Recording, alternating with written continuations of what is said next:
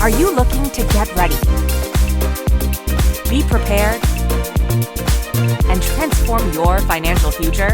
Then you've come to the right place. This is the Get Ready Money Podcast with Tony Stewart, where Tony has insightful conversations with financial experts who are changing the way we think about money.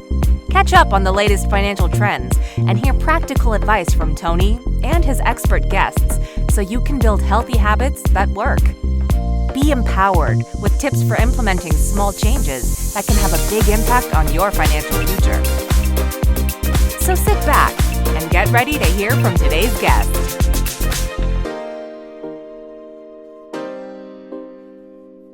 Welcome to the Get Ready Money Podcast, changing the way we think about money. I'm pleased to be joined today by Cameron Huddleston, Pam Ostrowski, and Ruschelle Khanna. In this episode, we'll be discussing Mom and Dad, what's the plan? Welcome, everyone, to the Get Ready Money Podcast. Thanks for being here today. Thank you, Tony. Thank you.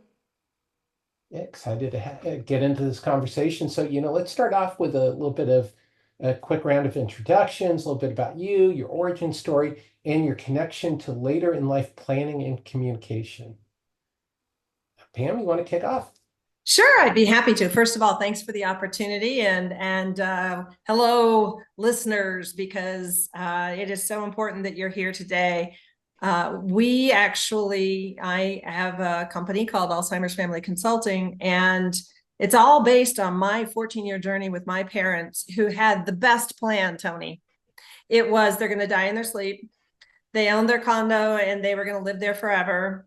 Medicare, TRICARE for life. We're going to take care of all of their medical expenses and any military support that dad or mom needed.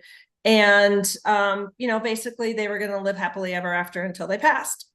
What happened was mom got dementia and had it for 14 years before she passed. Dad had vascular dementia towards the end. And so we had to have this financial conversation. Well, we started it when I was 16, actually, because my parents were planners, but the whole story changed in 2001 when mom started showing signs of dementia.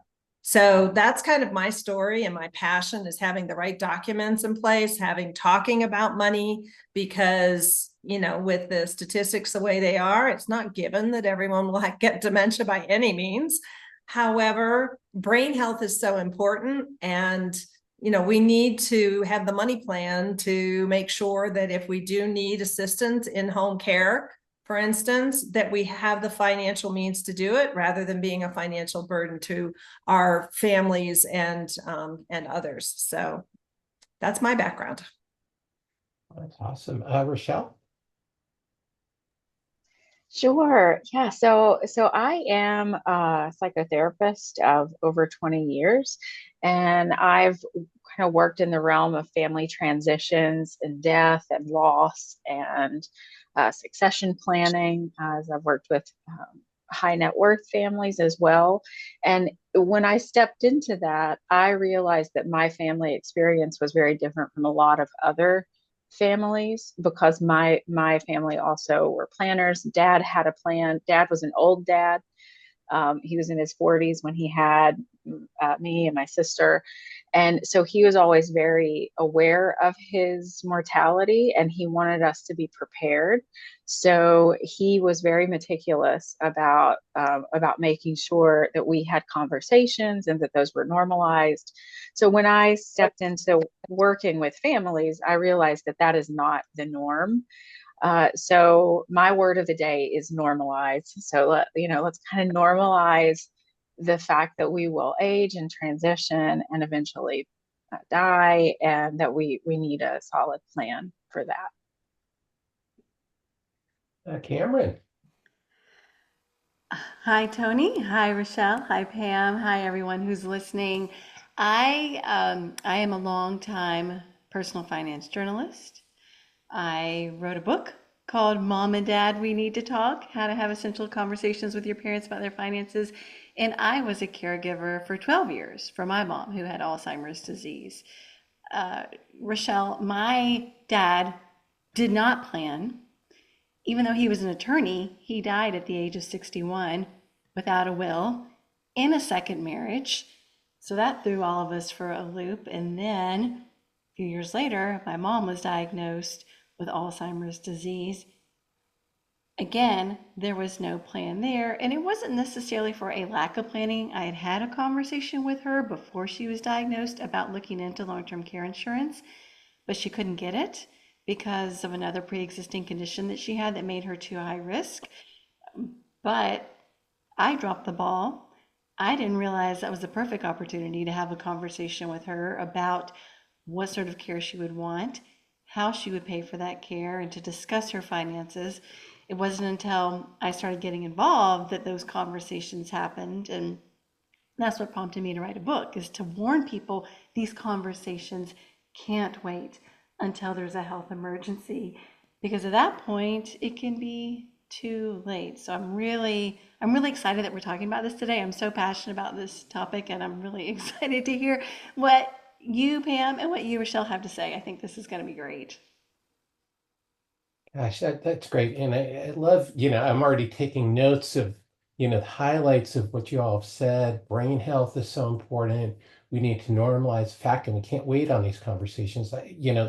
Just there we have, we could probably talk for the next half hour.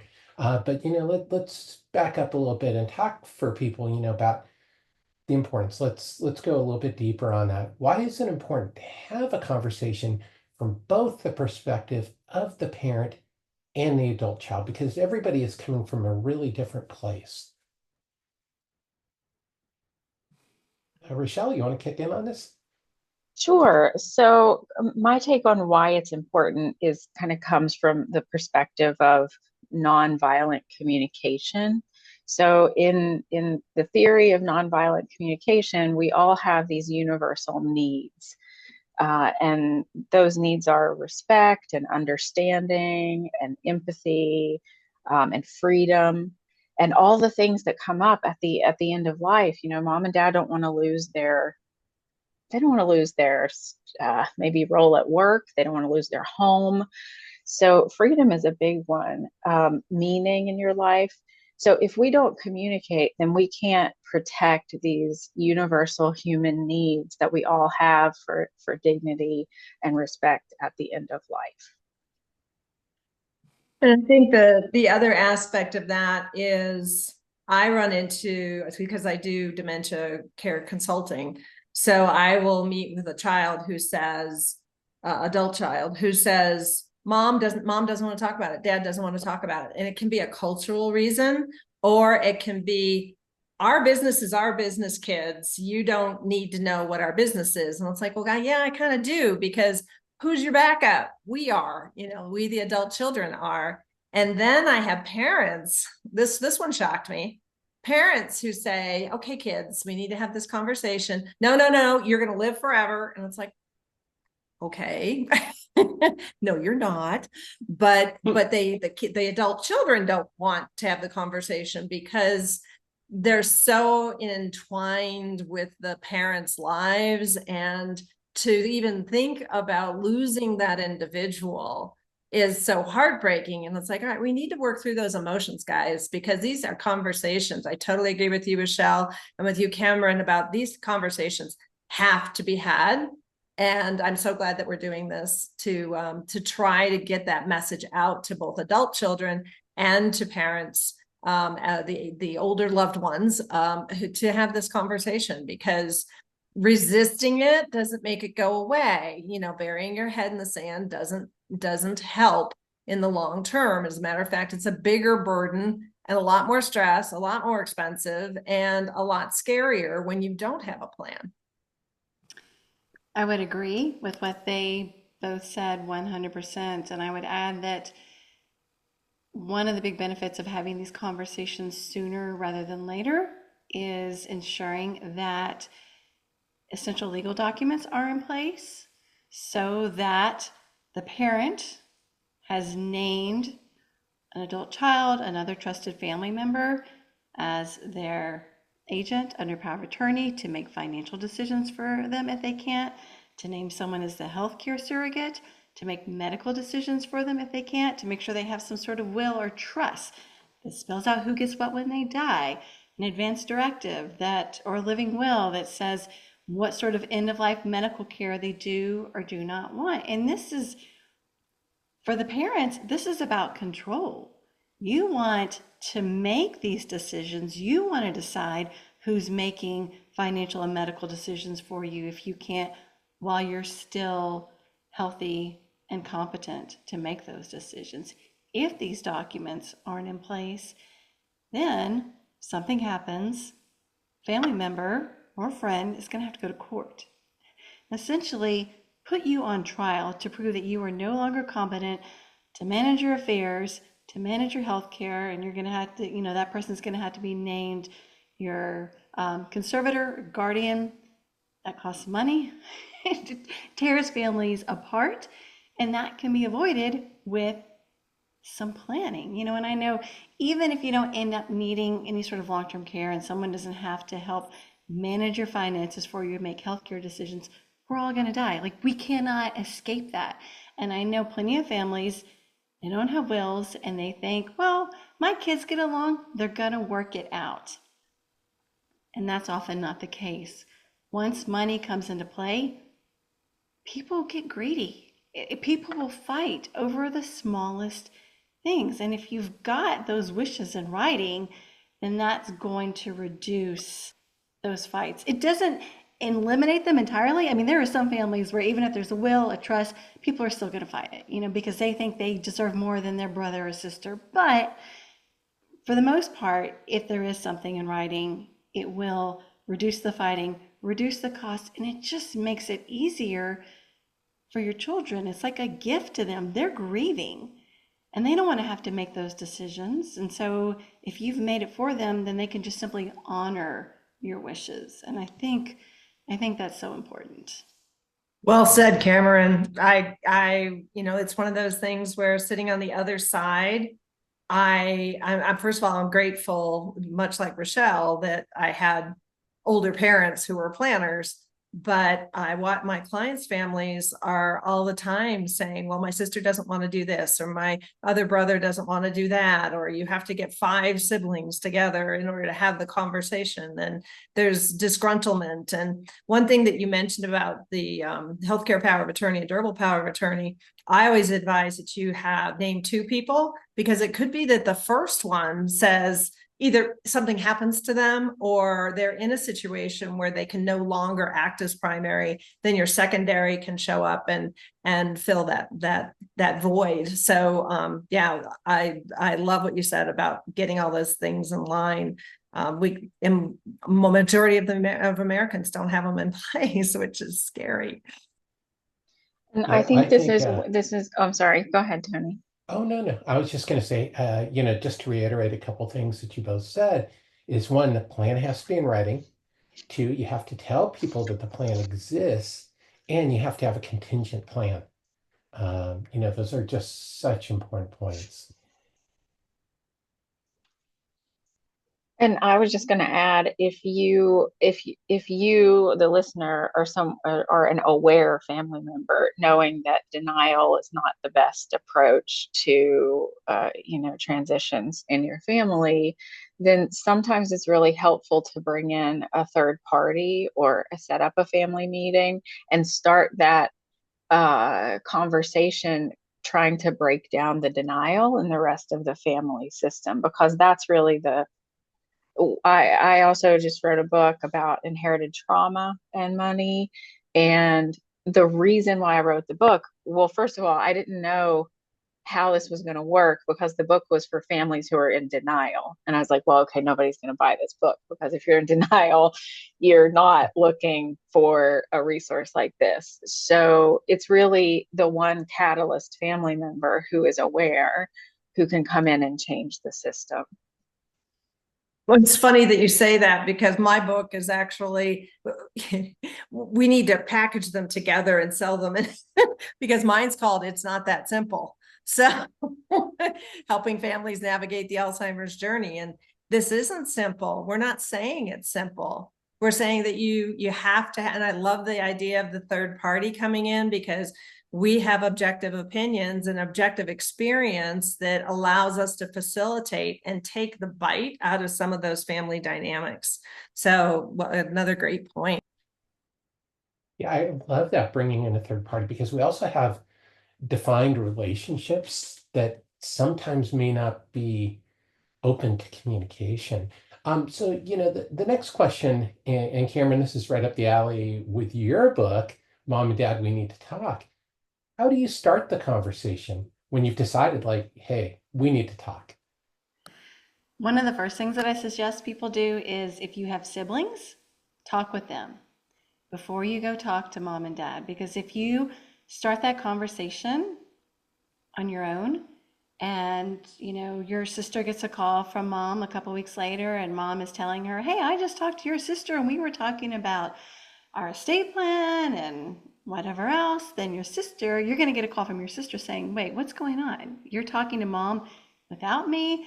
And then there might be suspicion, there might be resentment. They might think that you're going behind their backs so that you can get in good with mom and dad and get everything when they die. And you want to avoid that. And so you want to talk to your siblings and figure out, okay, who's going to initiate the conversation? Is it one of you or all of you? When do you want to start the conversation? And how are you going to start the conversation?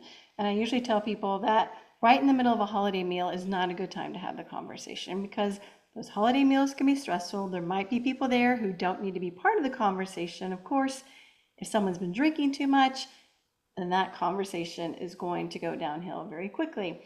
And so you're going to find another time. Maybe, if you're together on the holidays, the least you could do is suggest to your parents, hey, let's find a time when we all can sit down together, when we're not rushed, and have some conversations. And you can start it in a variety of ways. If you're still relatively young, you can go to your parents for advice, because that avoids the role reversal.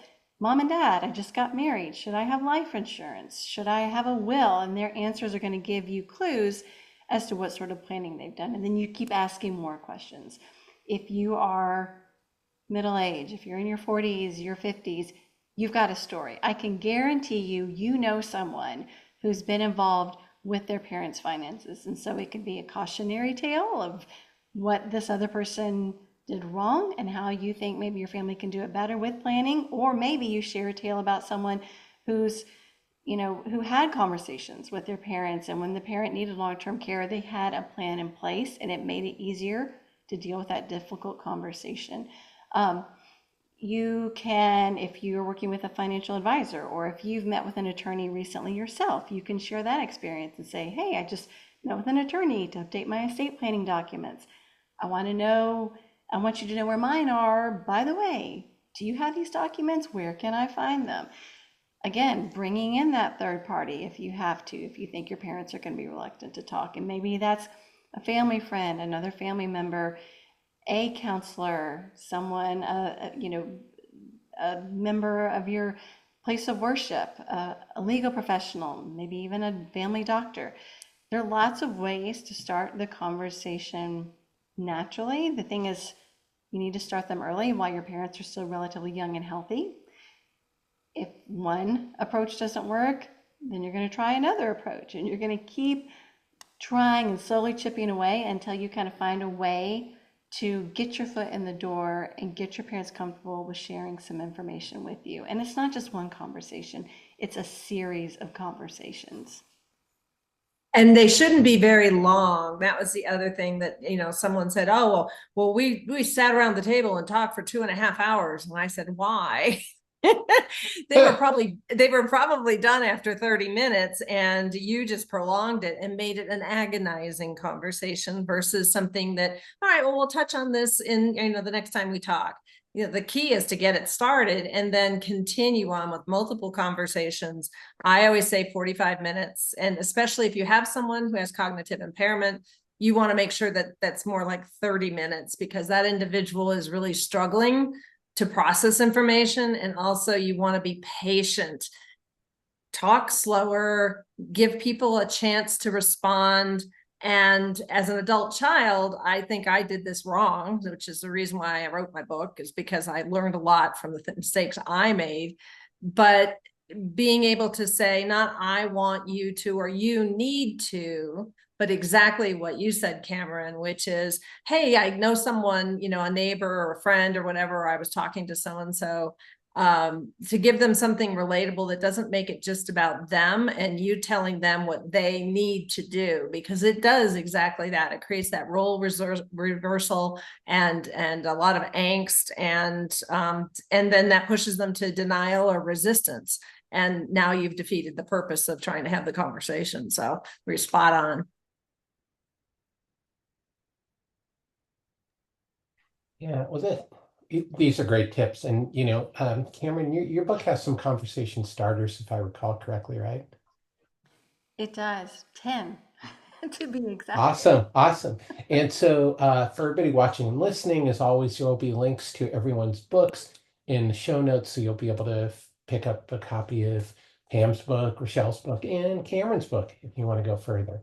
So, the next thing is, let's go deeper on that. What should you cover in the conversation? Well, it kind of depends on what you've teed up. But from my perspective, when you're talking about planning, long-term planning, I call it later in life, because everybody's got a later in life, as opposed to saying, oh, well, you're going to end up in independent living. My parents did not want anybody in their house, so that kind of got rid of any in-home care options. And so, being able to say, well, okay, what are the situations and, what are the triggers to you needing more care? Like, so if something happens, mobility, cognitive impairment, and illness, an injury, what are the things that you consider triggers for the next step? And then let's define what that next step is for those wishes. And that's where you can have multiple conversations. So I found that's what I recommend too with my conversation starters is being able to respect each other and let everybody speak, but also to make sure that it's not about, it's about the people, your parents, in this case, if you're an adult child, or the parents trying to get the adult children to understand, look, we need this, and this conversation, we want to have it, and we want to have it with you. So trying to be very open and emotionally reasonable, and being able to have that conversation at a calm, like you said, Cameron, not during the holidays when everybody's anxious, and so that to me is the most important thing, is being able to have a calm conversation and make it a mature conversation. That's I'm going awesome. to add a few more things, and I don't want to Yeah, go for it. Rochelle, if Rochelle has anything to say, I'm sure she does. But in addition to that long-term care conversation, if you can find out some basic information. What are your retirement plans? What are your sources of income in retirement? How do you pay your bills? I don't need to know, specifically how much is in your retirement savings or how much your bills are each month, but are you paying them by check, or are they set up to be paid automatically? And this is part of emergency planning. If a parent, for example, has a stroke, you're in the hospital, you need to know, are the bills being paid by check? If so, can someone sign the check while your parent is in the hospital? How can we make sure the lights stay on in your parent's house? So finding out what bills they have to pay, really the more details that you can get, the better, because at some point you're going to need that information. You're going to need all the information at some point, whether you have to step in as a caregiver or when your parents pass away and you have an estate to settle. I know a lot of people would be reluctant to give all of the nitty-gritty details. How many people want their kids to know how much debt they have or how much is in the checking account? And so something that you can do is ask your parents, instead of telling you, is to write this information down. Make a list of your financial accounts. Make a list of your assets. Provide your usernames and passwords. I need that social security number, your Medicare number. Tell me where that list is and how and when I can access it. And this lets them keep control if they're not comfortable sharing a lot of information with you.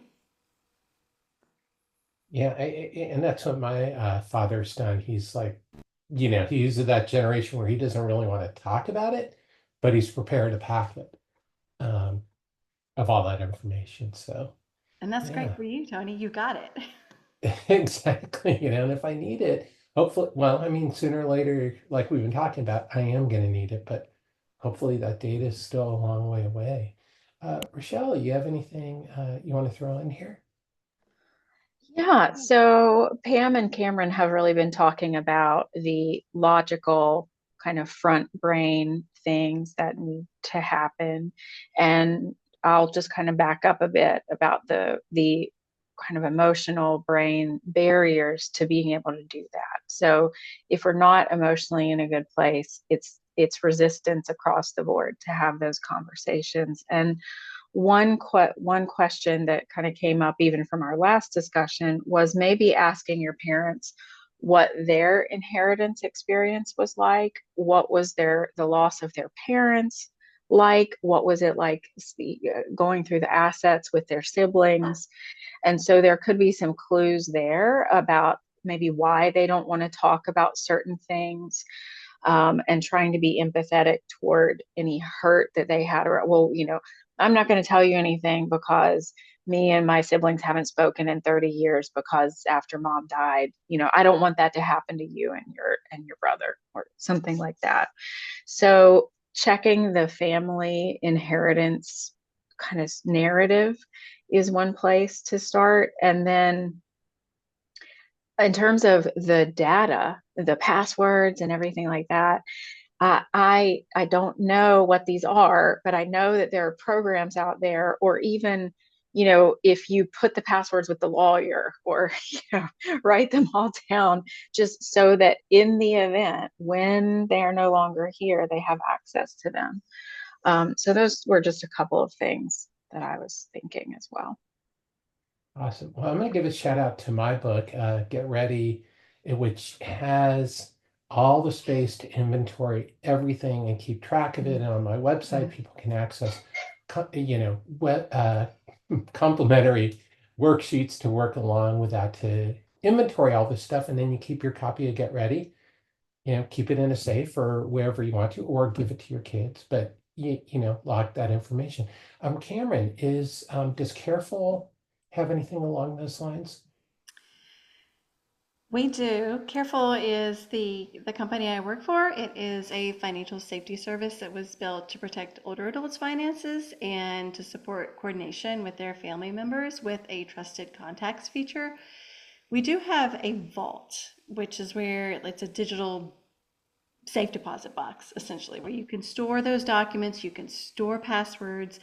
We are in the process of creating a legacy kit that will make all of this really easy to hand over all of this information to a person you name at the time of death. And so that's something that's in the works with Carefull, but right now we do have that vault that's accessible. And there's, like Rochelle mentioned, there's services like 1Password, where you can use and, give someone, access to passwords if you want to. So there are services out there, but even if you have a list, putting it someplace safe and telling the kids where to find that can be one way to deal with this. Yeah, and now if you have an Apple product running the latest operating system on the iPhone and the Mac operating system, there is the ability to share your passwords with a trusted contact. Well, not right away, but it can be triggered if something happens to you. So that's built into the Apple operating system. So there's no cost if you're running Apple products, highly confidential. I don't work for Apple. This is not an advertisement for Apple, but just saying that it's a cool new feature that you can use. And my wife and I have set it up because, even between spouses, if something happens to one of us, it's like, okay, I don't know all our passwords. She doesn't all know all mine because I'm like most people, I probably have thousands of passwords out there for different things. So yeah, there's some great tools. I'll have a link, of course, for everybody watching and listening to Carefull's website, so you can check out what they're up to as well. So I think, to probably this is the last question we want to kick around, but let's go deeper on difficult emotions and the barriers to having these conversations. How do you deal with parents who don't want to have these conversations, those difficult emotions? How do you get around that? I mean, Rochelle, what So do you I'll think jump in from, first. Yeah. yeah. So what I teach, what I teach advisors and families is the use of techniques from motivational interviewing. So motivational interviewing is a methodology of getting individuals to move out of denial and into contemplating and then into action on a certain behavior. So the whole framework was put together to help people move through changing from like cigarette smoking, things like that. So there is language that can be used toward if your family member is in denial, there is specific language that can be used to address the denial that pretty much works every time. If they're in contemplation, if they're kind of, well, I don't know, maybe we'll write a will, or maybe I will put the house in a trust, a living will, instead of just a will. If they're kind of contemplating these things, then there's also language that you can use to kind of move them into action. And so, for example, denial is the one that people, they don't like to hear this answer. This is the least favorite. If somebody's in denial, I don't want to talk about it. I don't want to talk about it. You usually first respond with, that's completely fine. You don't have to talk about it. And then families will say, how is that helpful? That pretty much shuts the conversation down. Well, you don't leave it there. You allow them to not have the conversation. And then you kind of talk around other things like, well, when you're ready, you use assumptive statements that is more from hypnosis, conversational hypnosis. You use statements like, when you're ready to help us plan for your longevity, or when you feel excited about the next phase in your life, or those sorts of things, then we are here to help. Is it okay if I check in a week and see where you are with that? So it's a slow process. That's why it's always good to start these conversations early and not in a crisis. But if you are in a crisis, there are experts out there, there are tools out there that can help move your parents along a little bit faster to get the answers that you need. I absolutely love that, because you're asking your parents for their help rather than, getting them to talk about these things that nobody really wants to talk about. That's fantastic. Pam, looked like you had something to throw in here. Well, the thing that, and I probably wasn't good at this, I'll admit it, but the thing that helped my parents was to ask questions versus telling them, well, now we need to go through this, and then we need to do that. And my dad had got really upset about my mom's condition. And I said, what's going on? I asked the question. I didn't say, Dad, you can't behave like that.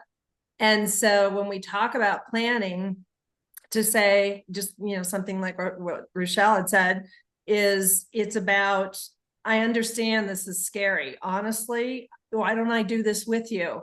Why don't we both do it together? Because that way I get my act together, so to speak, and you can help me. And if you have questions, maybe I can help you, and we can do this. We can go to the financial planner together, or we can go to the lawyer together. And that's what we did. I went to every meeting that they went to and got my stuff together too. And then it felt like a family activity. I know that sounds weird, but it was a joint thing, as opposed to, it's time for us to sit down and talk about later in life living, and being this insurmountable, dreaded activity.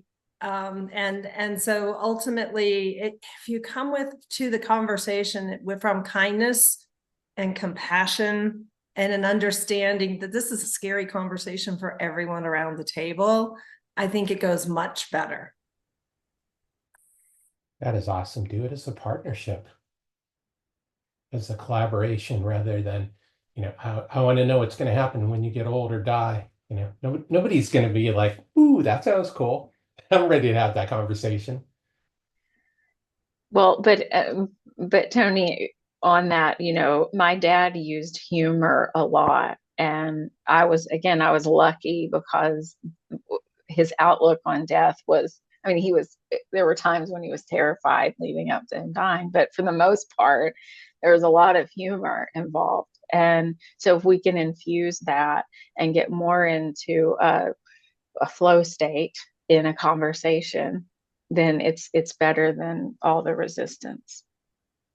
Yeah, My dad it's actually really wrote a fun. poem talking about of humor. If I should die before I wake, here's where to, find the papers. And I mean, it was all rhymey, but it was really cute. And he sent it to me in an envelope via the mail. And because I think it was an emotional thing, and it was cute and it was funny. And I still have it to this day because it was his way of saying, here's where you find everything. But it was fun for him from a brain perspective to kind of figure out what words rhymed and that kind of thing. So humor is a really powerful emotional tool. You know what I just thought would be a really cool idea is to do it almost like a treasure map. Yeah, I mean, not make the clues like super hard, but like you're talking about, is make it fun. Is, because nobody wants to do their will or trust and all the other stuff. So maybe, like you're talking about, Pam, make it fun somehow. Ice cream afterwards. Yeah, you get a treat if you write your will. Otherwise, you get broccoli if you don't get your will done. Or Brussels sprouts. I like Brussels sprouts with bacon. Ooh. So we could talk about that. So, to close up, can everyone share a quick summary of what your number one takeaway tip is for the audience? Cameron?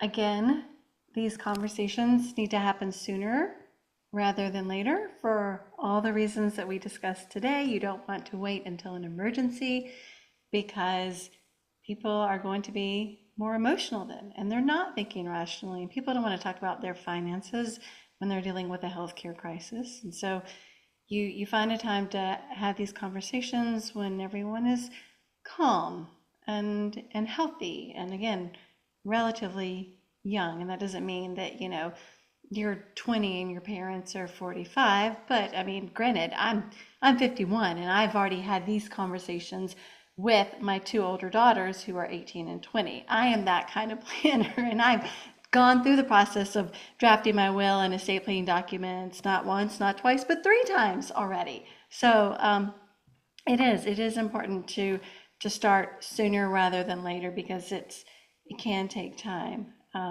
Using stories is a good way to get through to parents. It's something I did with my mom when she had Alzheimer's. And so those would be my key takeaways.